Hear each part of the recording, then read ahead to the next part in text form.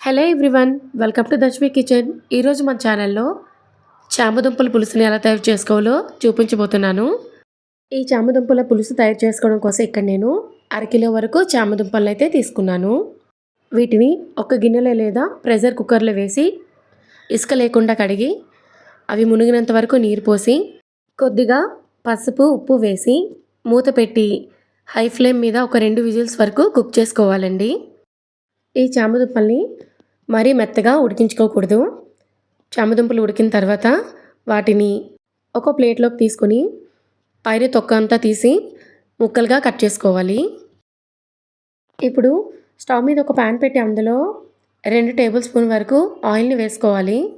Oil కొద్దిగా వేడైన తర్వాత ఆవాలు, జీలకర్ర, పచ్చిశనగపప్పు, మినపప్పు, తాలింపు గింజలు వేసుకోవాలండి. అన్నీ కూడా 1/2 టీ స్పూన్ వరకు వేసుకోవాలి. పోపు గింజలు కొద్దిగా వేగిన తర్వాత ఇందులో 2 ఎండుమిర్చి, సన్నగా కట్ చేసిన 3 పచ్చిమిర్చి, సన్నగా కట్ చేసిన ఒక ఉల్లిపాయ ముక్కలు వేసుకొని కలుపుకోవాలి.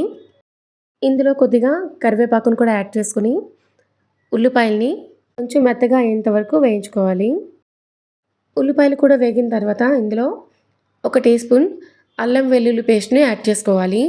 ఈ అల్లం వెల్లుల్లి పచ్చివాసన పోయేంత వరకు వేయించుకోవాలి. అల్లం వెల్లుల్లి వేగిన తర్వాత 2 మీడియం సైజ్ టమాటాలని ఇలా ముక్కలుగా కట్ చేసి వేసుకోవాలి. టమాటాలు వేసుకున్నాక ఒకసారి కలుపుకొని ఇందులో 1/2 టీ స్పూన్ పసుపు, రుచికి సరిపడా ఉప్పు వేసి బాగా కలుపుకొని మూత పెట్టి టమాటాలను మగ్గనివ్వాలి. టమాటాలు బాగా మగ్గిన తర్వాత ఇందులో 1 టీ స్పూన్ కారం, 1/2 టీ స్పూన్ ధనియాల పొడి, 1/2 టీ స్పూన్ వేయించిన జీలకర్ర పొడి వేసుకొని మసాలాని 1 నిమిషం పాటు వేయించుకోవాలి.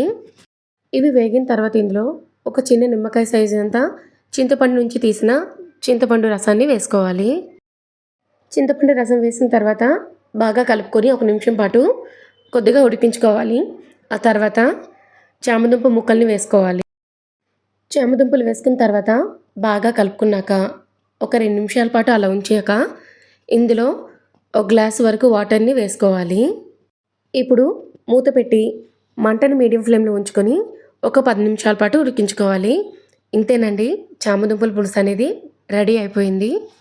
వేడి వేడి అన్నంలోకి ఈ చామదుంపల పులుసు చాలా రుచిగా ఉంటుంది. ఒక్కసారి ట్రై చేస్తే మళ్ళీ మళ్ళీ చేసుకొని తింటారు. ఈ రెసిపీని మీరు కూడా ట్రై చేసి ఎలా వచ్చిందో కామెంట్ బాక్స్లో కామెంట్ చేయండి. అలానే ఛానల్ని సబ్స్క్రైబ్ చేసుకొని నేను పెట్టే వీడియోస్ నోటిఫికేషన్స్ కోసం పక్కనే ఉన్న బెల్ బటన్ యాక్టివేట్ చేసుకోండి.